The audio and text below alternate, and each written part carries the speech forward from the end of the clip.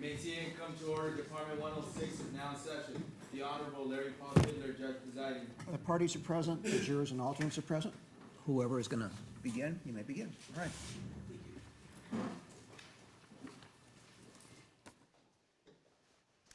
Good morning.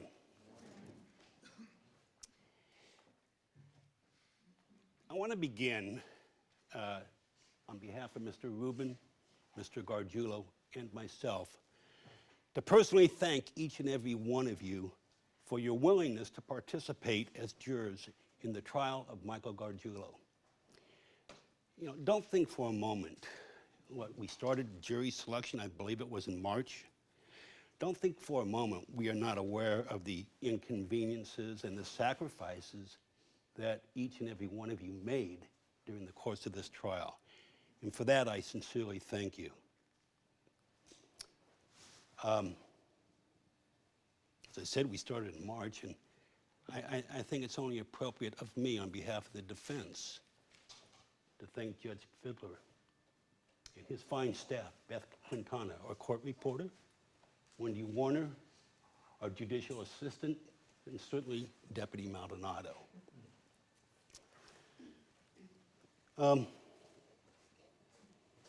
What you're going to hear today is obviously I'm beginning the defense closing argument, and when I conclude with my argument, you're going to hear from Mr. Rubin.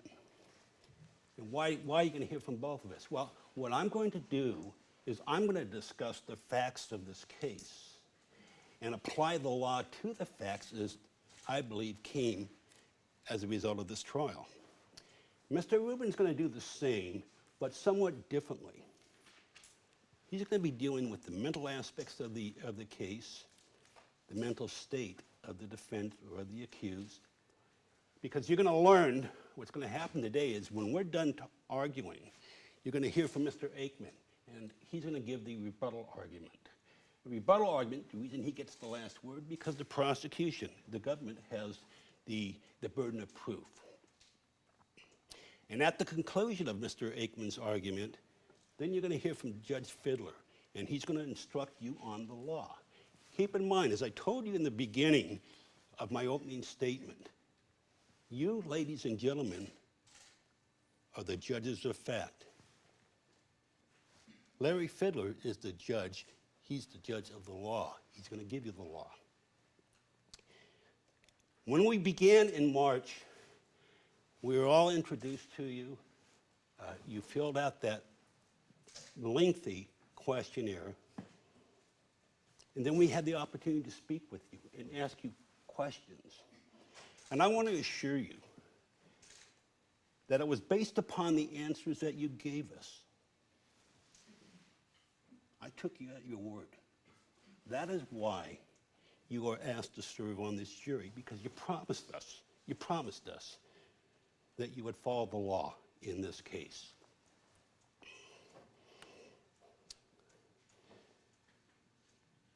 Let me ask you a question. As a juror, what is your objective in the trial of Michael Gargiulo?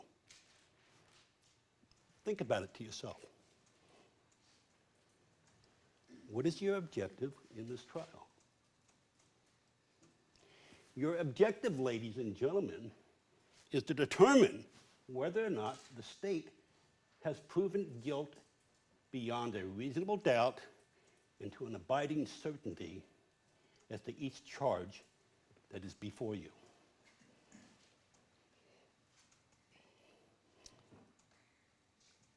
I told you early on when I spoke with you during the opening statement that I believe really the sole objective is to determine whether or not the state has proven that Michael Gargiulo committed the murder of Ashley Ellerman.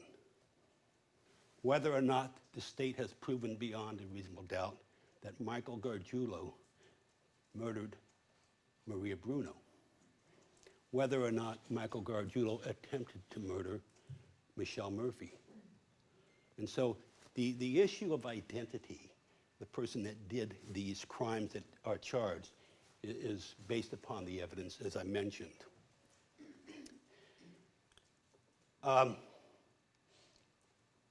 I must say, and you already know this, but I think this legal principle is so, so important because it's ingrained in our wonderful body of law in this country. Anyone accused of a crime, Michael Gargiulo, who was accused of a crime, is presumed to be innocent. And that presumption of innocence remains intact. It remains intact until, and only until, the government is able to prove beyond a reasonable doubt and to an abiding certainty that he is guilty of these crimes.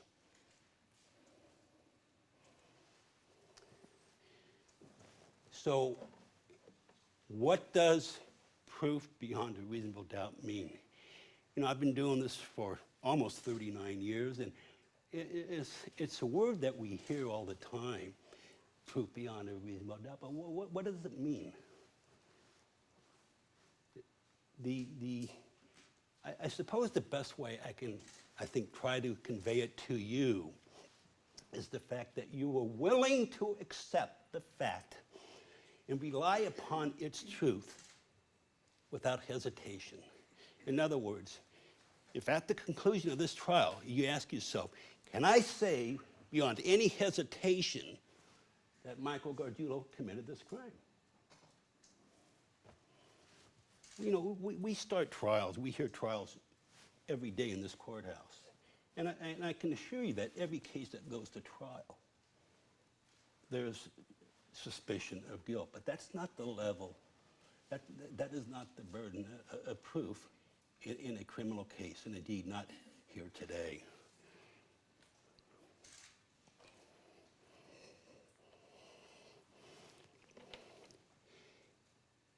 I think another way of saying it too is that the presumption of innocence, it sticks and it stays until it is taken away by evidence that is so convincing beyond any reasonable doubt, by evidence that is so convincing that you don't hesitate to rely upon it. That being said,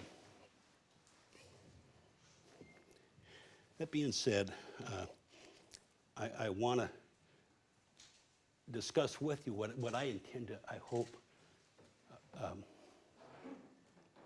tell you or persuade you in my argument. Yesterday, we heard the government's concluding argument by Mr. Garrett Dameron. And at the conclusion of his argument, I heard him say the defense, the entire defense, rests upon Dr. Vianne Castellano. He was telling you that our defense for Mr. Gargiulo, the entire defense rests upon Dr. Castellano. I get mixed up with these Italian names. Gets mixed up with rest upon the doctor's. That's not true at all. That's not true at all. I mean, granted, there are aspects of all the doctors in this case, the mental health doctors, that do bear, and Mr. Rubin will talk to you about it, bear on what we call the elements of the crime. Every crime has an element. The crimes in this case have a mental state. In this case, as it relates to murder, specific intent, premeditation, and the alike. And Mr. Rubin, in utilizing the testimony of the three doctors, will be addressing those issues, because every single element of a crime, every single element, if a crime has three elements, all three must be proven beyond a reasonable doubt and to an abiding certainty.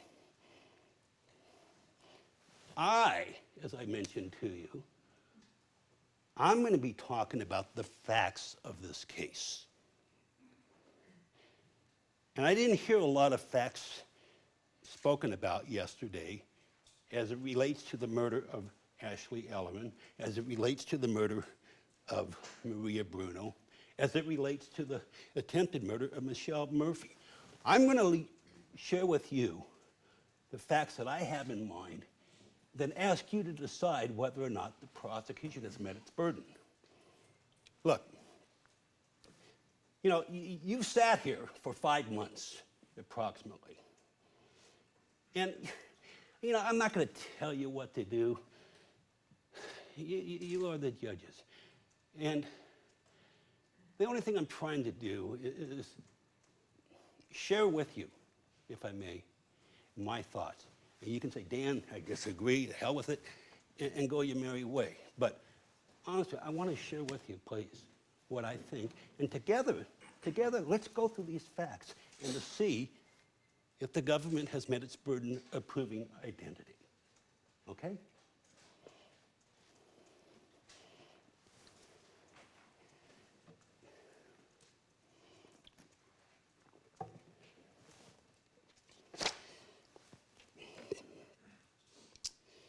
I'm going to begin today with the horrible and tragic murder of Miss Ashley Ellerin, November the 21st, 2001.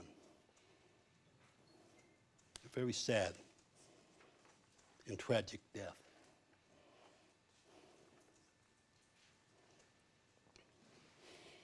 In the Ashley Ellerin case, again, you're going to hear me keep on saying this repeatedly. The prosecution must prove beyond a reasonable doubt the identity, the specific person that murdered Miss Ellerin.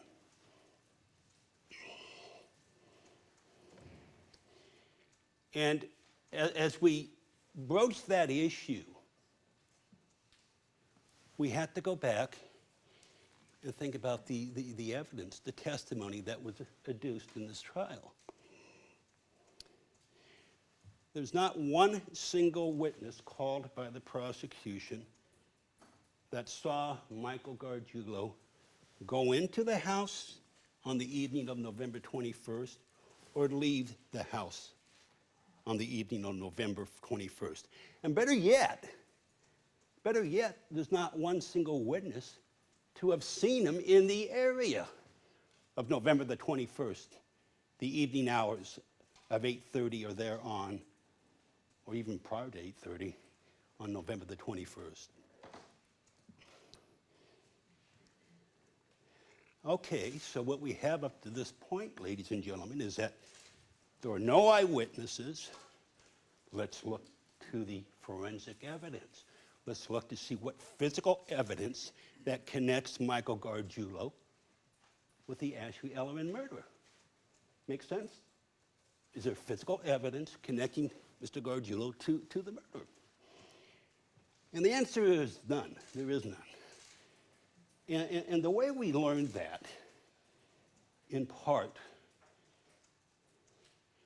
was from the fine detective seated to my right, Detective Tom Small. You recall that the following morning, Thursday morning, November 22nd, Jennifer DeSisto found the dead body of Ashley Ellerin that morning. Detective Tom Small, he came to the crime scene, and using his words, what did he tell us? He called in the cavalry, referring to SID. SID is Scientific Investigation Division. Scientific Investigation Division. We had biological team there. We had latent print team there. We had photographers. We had a slew. And Detective Small, to his credit, called in the cavalry in an attempt to find physical evidence, in an attempt to try to find the murderer in this case. And they did that. And I thank him. What did we find? Well, we know that there was no DNA found inside or at the crime scene that was deposited or identifiable to Michael Gargiulo. We know that the cavalry, the team, obtained 28 fingerprints from inside the residence of Ashley Ellerman, 28 fingerprints. We also know that not one fingerprint came back identifiable to Mr. Michael Gargiulo. I asked the detective, Detective Small, that what else was done, and in specific to the body of Ashley Ellerman. And he said, yes, we had it swabbed for DNA, the body, and nothing, again, deposited by Michael Gargiulo. There was another piece of evidence that I thought I'll share with you, is that it's in one of the photographs in the exhibits that at the time Ashley Ellerman was murdered, she was wearing a bathrobe. And I asked Detective Small, did you have anything done to the bathrobe? And he said, yes, we tried to obtain DNA. And I said, great, what were the results? Nada, nothing.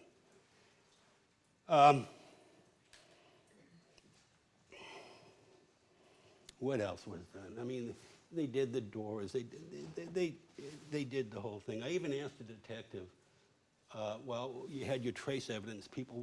Was there any trace evidence that was obtained at the crime scene, such as hair follicles, hair, things of that nature? Again, nothing came back to Mr. Gargiulo, and you know that.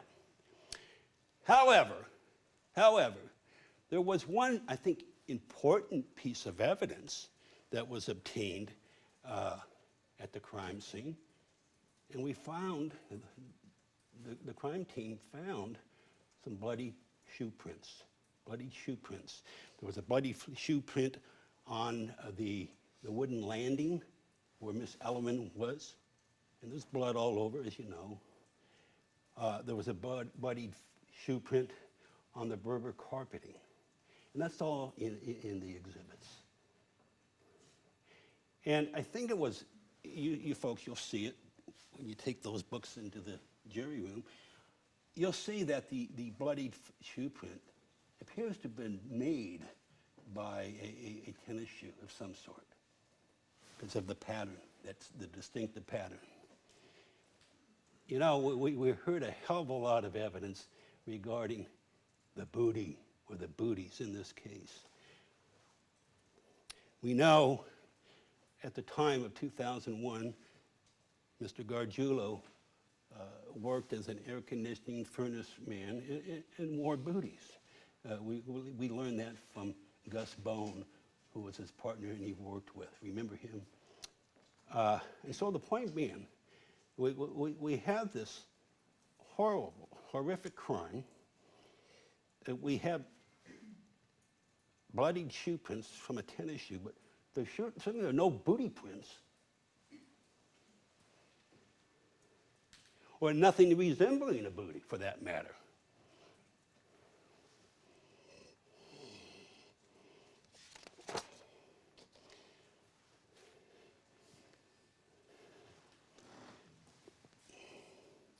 Okay. I believe the most important time frame in the Ashley Ellerman murder case is on November the 21st.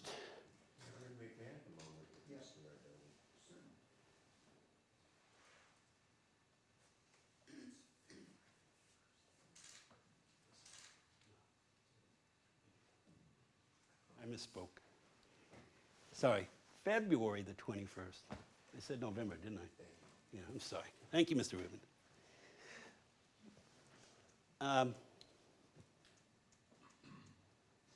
I believe the most important focus I'm sharing with you is the evening of November the 21st.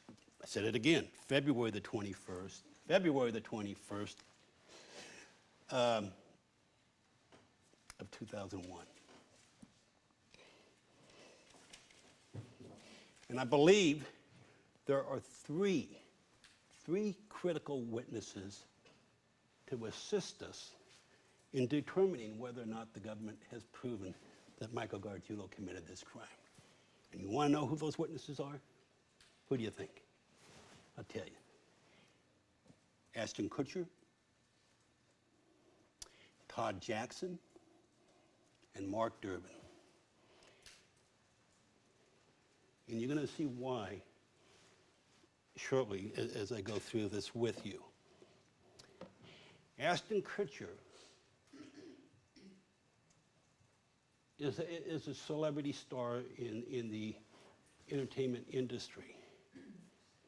I believe Ashton Kutcher is the star witness in this case, and we're going to see why. We're going to start out with, again,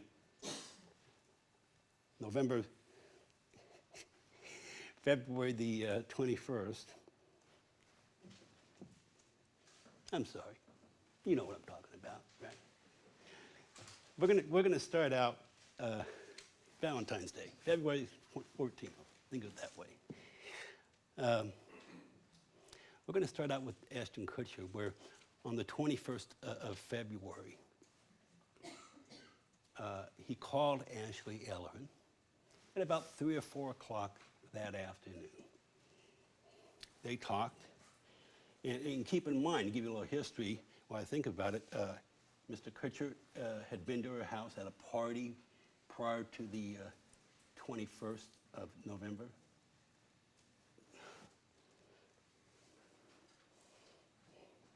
February, I mean.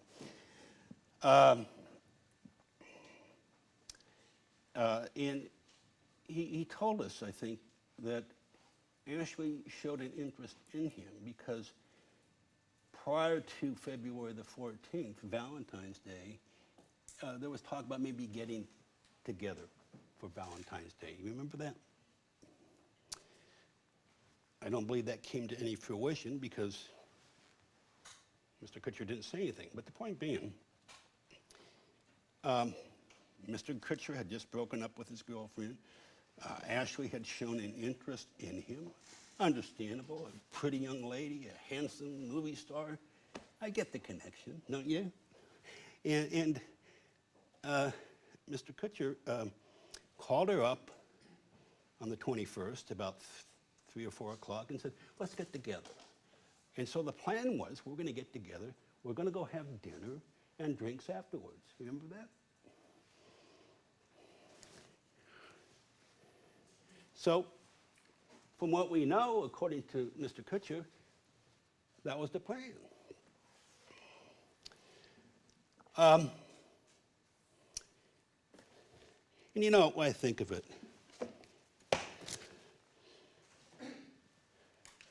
Mr. Dameron gave a great PowerPoint. I'm going to give you a PowerPoint, an old-fashioned PowerPoint. And what we're going to do, we call this a Nardoni PowerPoint. Kutcher calls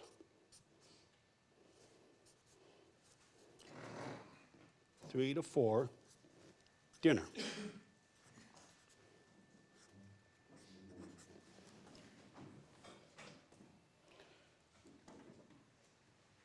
And the plan was,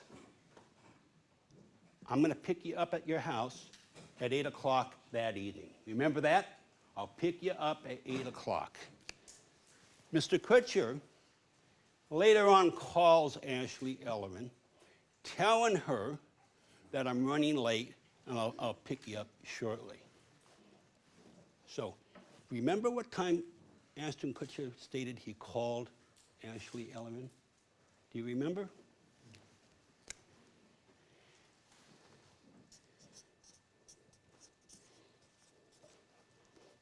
He calls her at 8:24 p.m.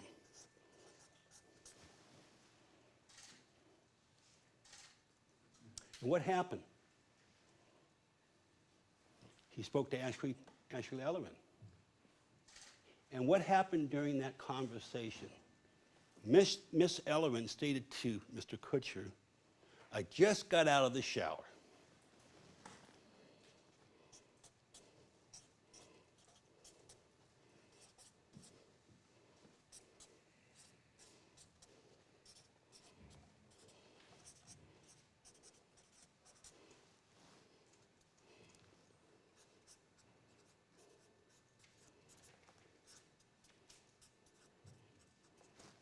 Okay, can't see it. Can you make? There we go. So here's what we have. The plan was to pick her up for dinner, 8 o'clock. He's running late. He calls her at 8:24, and he verified that with you when he testified. And he also, importantly, verified that Ashley Ellerman answered the phone, telling him, I just got out of the shower. And this is at 8:24 p.m.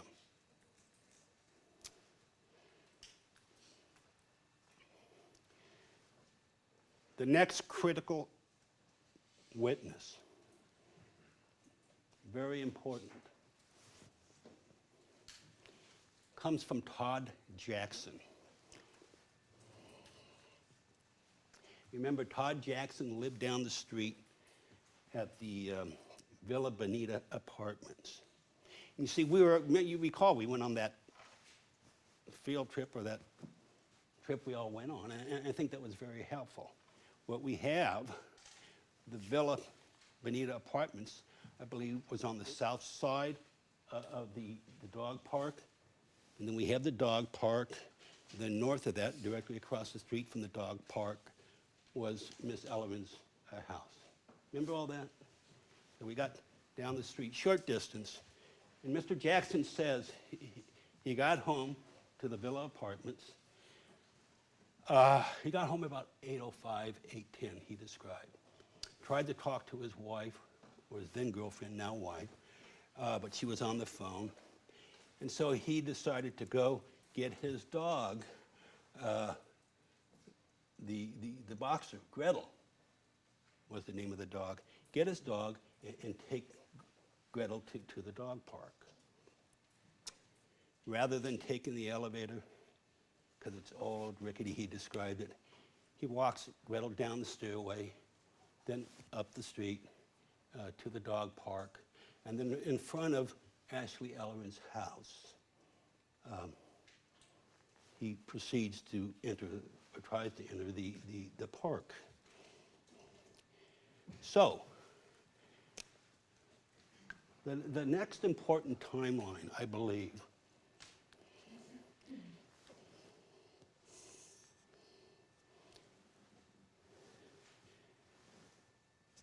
comes from Todd Jackson.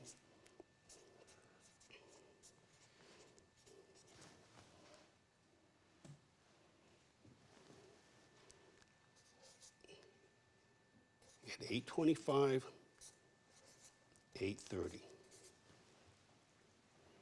And what do you think happened? Just think back. He gets to the park.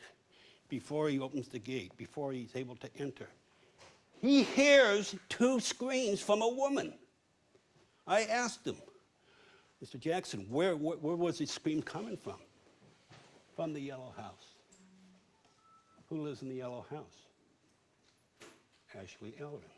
In fact, these screams were so loud, I believe, that Gretel, the dog, alerted and fixated on the yellow house. That Gretel, the dog, as he described, was tugging on the leash going towards Miss Ellerman's house.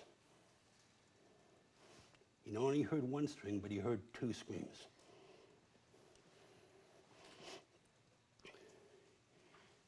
Mr. Jackson then proceeded into the dog park, and he estimates that he left the park, a little bit after 8:30. And I asked him, did you see anybody referring to the house? And he didn't. So, two significant times in advance. Ashley telling Mr. Kutcher, I just got out of the shower, 8:24. Todd Jackson saying 8:25, 8:30, he hears two screams.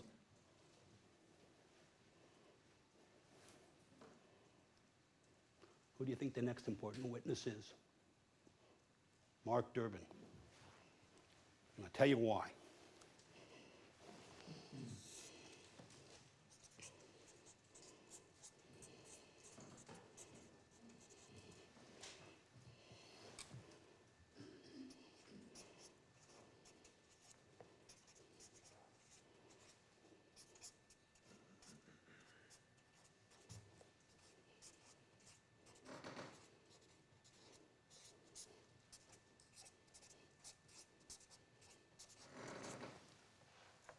Okay, that's the end of my PowerPoint. But this old-fashioned PowerPoint here is very important. Todd Jackson's saying he heard screams. Mark Durbin testified that he went over to the house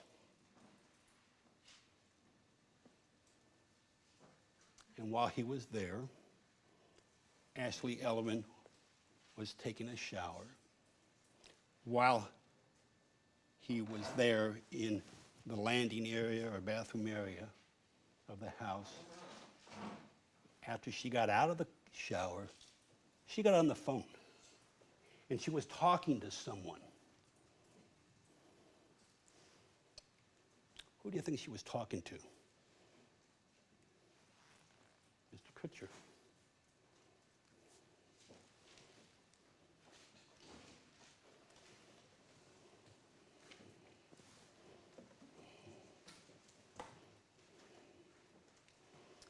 So,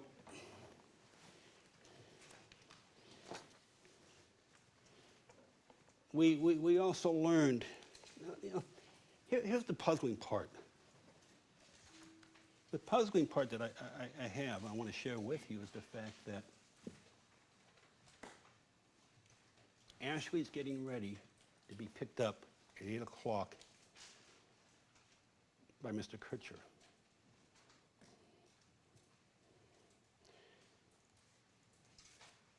And up to this point in time, before the 8:24 phone call, she believed Mr. Kutcher is going to be at the house to pick her up. This guy, Mark Durbin, says he went over there about 7 p.m. with the intent to have sex. He says he was there for about an hour and a half before he left to go down to the Bonita Apartments. He says he was there when Ashley was showering, as I mentioned. He was there when she got the phone call. Mr. Kutcher. Well, you know what? He's also there when Todd Jackson hears the screams coming from the yellow house. Look at the time.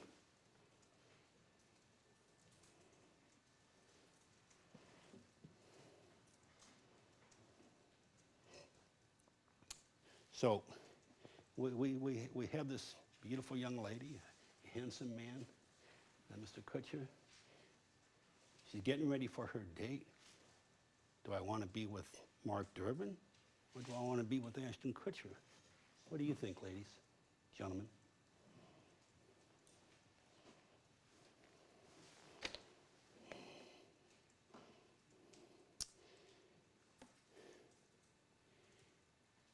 I think it's fair to say, by this timeline, based upon testimony, that Mr. Kutcher left the Ellerman house sometime after 8:30 p.m.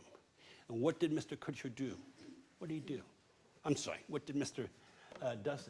Durbin do? What did he do? He immediately left, went to his apartment, immediately showered, then after that, goes, takes out the trash, which is going to be picked up the following morning by the city trash collector. He rushes out of the house, takes a shower, then immediately goes, takes out the trash. I'm not going to beat around the bush with you. I think there's suspicion that Mr. Durbin did this murder. And we're going to learn further why.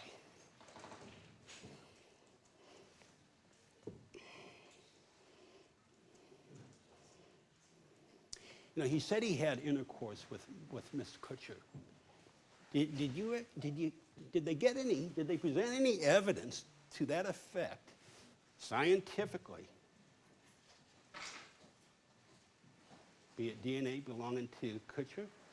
Belonging to Mr. Durbin? No. What about hair follicles during that act of intercourse? Any hair, anything of that sort? Pubic combings commonly done in these type of situations. Nothing. I question the fact that he ever had intercourse with Ashley Ellerman. But I understand why he had to say that. because in case he left anything on her body or anything, it accounts for why I was having sex with her.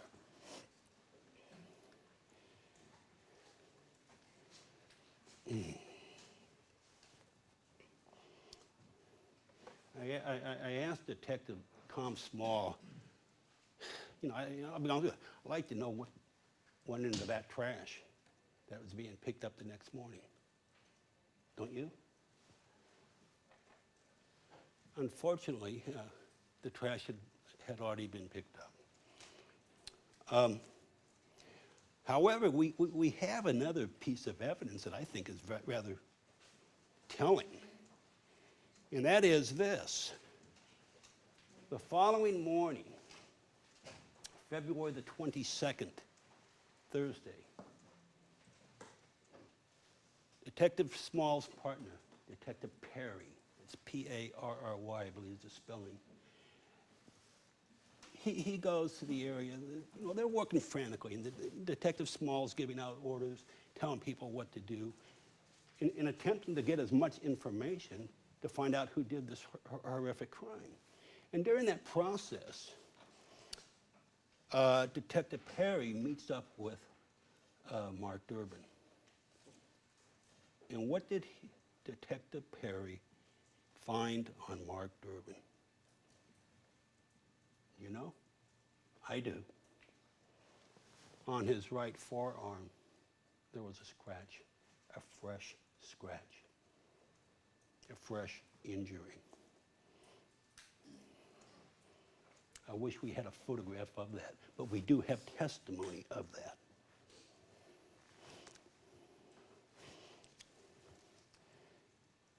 We also, in this trial, again, this concerns Mark Durbin. We also learned from we heard from the roommate of Ashley Ellerman. That was Jennifer DeSisto. Remember, she's the lady, the roommate that found Ashley the following morning. And I asked her, I said, do you know Mark Durbin? And she said, yes. You know what she told us? She told us that Mark Durbin has a dark personality and is weird.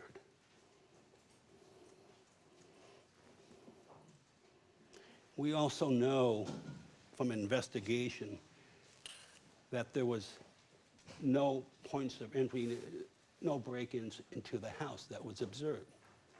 We also know that Mark Durbin had a key to Ashley Ellerman's house. And there's been lots of testimony on that. So, I believe when you consider the crucial testimony of Ashton Kutcher, of Todd Jackson, and Mark Durbin, it should be evident to you that the prosecution failed to prove beyond a reasonable doubt that Michael Gargiulo murdered Ashley Ellerman. And, I mentioned to you earlier that when we conclude, His Honor, Judge Fiddler, he's going to read you, probably about an hour or so, some lengthy jury instructions. He's going to instruct you on the law that applies to this case. And as I mentioned to you at the beginning of my closing, that I'm trusting you to follow the law and apply it to the facts as you see them in the Ellerman case. And so in the spirit of that law,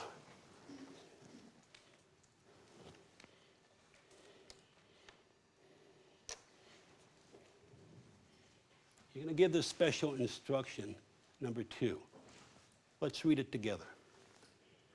Evidence has been admitted that shows persons other than the defendant may have been involved in the commission of the murders charged herein. The defense has no burden to prove someone else committed the murders.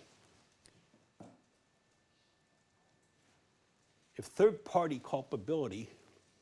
third-party culpability evidence raises a reasonable doubt as to the defendant's guilt, you should find him not guilty on that count or counts.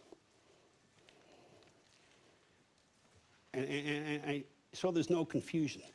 Does the defense, let's go back to the basic principle. Judge had told you at the very beginning, he's going to tell you again today or tomorrow. The defense has no burden of proof. I do not have, nor does Mr. Rubin have the burden of proving to you that Mark Durbin killed Ashley Ellerman. But I have the obligation, as God is my judge, to share with you the facts from this testimony that came in this trial of Ashley Ellerman, and share those testimony and that evidence with you. And if you consider that, I believe you should find reasonable doubt and find Michael Gargiulo not guilty of the murder of Ashley Ellerman.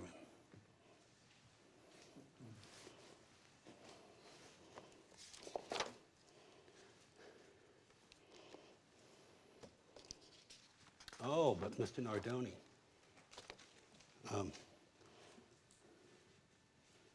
what about Monica Grandy? I know Mr. Aikman's going to bring this up.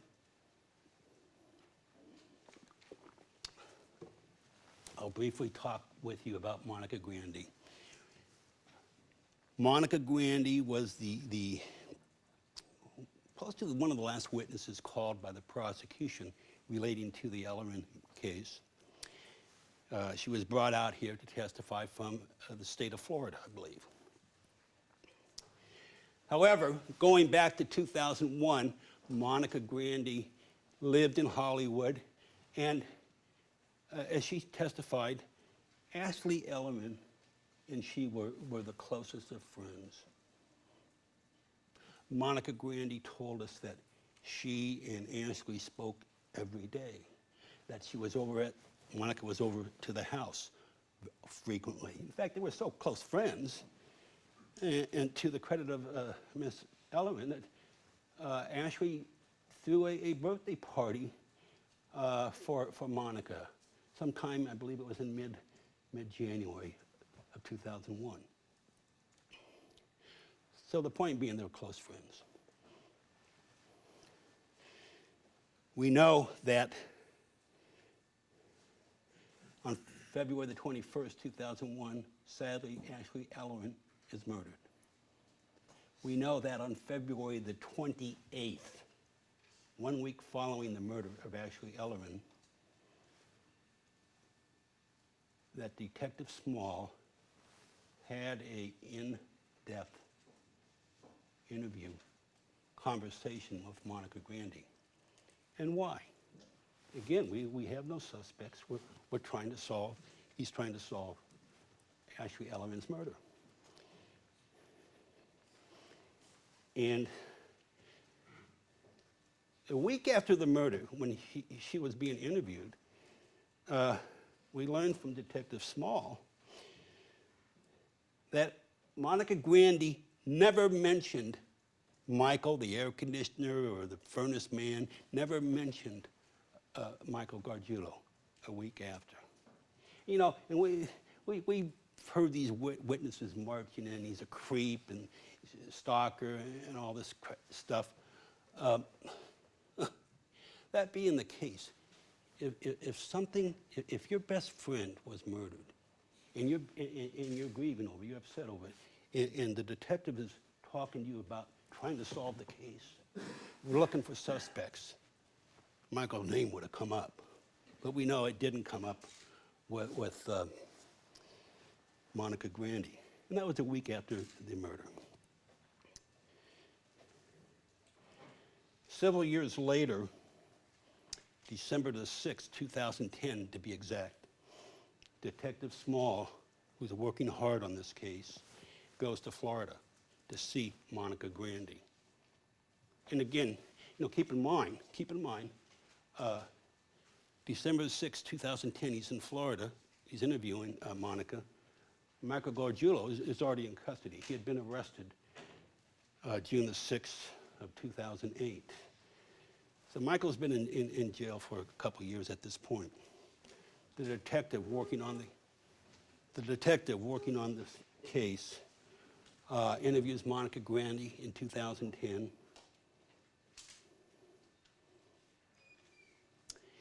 And during that interview, like the first interview, February the 28th, during those first interviews, she never mentions Michael Gargiulo opening up and barging in with a key into Ashley Elliman's residence. Again, if you're going and trying to solve a crime of your best friend, closest friend, and somebody that definitely should not have a key, you're going to tell that to the detective. That should have been the first thing that came out of her mouth when she was interviewed on the 28th of 2001. Let's go back to December of 2010, and I'll finish up with that. Again, nothing was mentioned to Detective Small. And I know he was with her for some time. Nothing came up. So what he did is he showed a photograph of Michael Gargiulo. He showed a photograph of Mike, the furnace man, or the air conditioning man. And what did Monica Grandy say? You remember? She said, "Who's that?"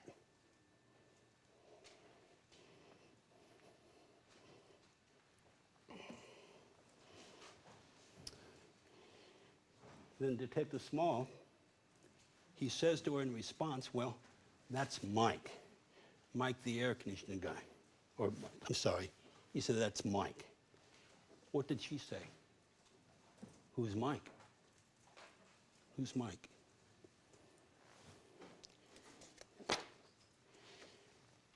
Then finally, in preparation for trial, on February the 28th of this year, 18 years to the exact day, 18 years later, following her first interview, she says, "Oh, there's this incident where Ashley and I were in the living room, and Gargiulo opens up the door, has a key, and Ashley said, 'What the fuck are you doing here? Get the fuck out of here.'" Words to that effect. Huh.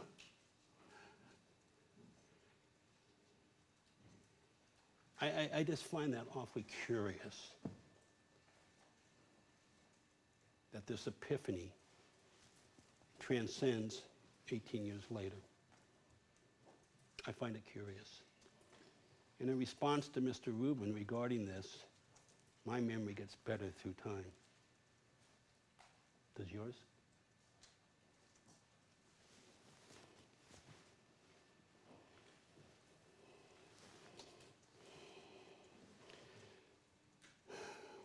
So, in conclusion, no eyewitnesses as to Michael Gargiulo on February the 21st of 2001. No physical evidence connecting Michael Gargiulo to the murder. But we have my PowerPoint, don't we? And I think that's really crucial. So,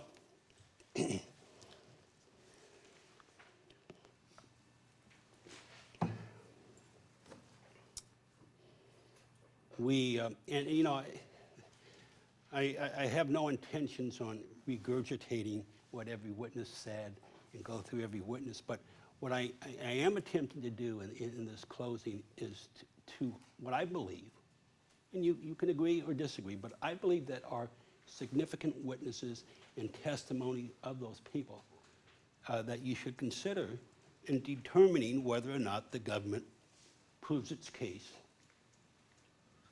to an abiding certainty beyond all reasonable doubt.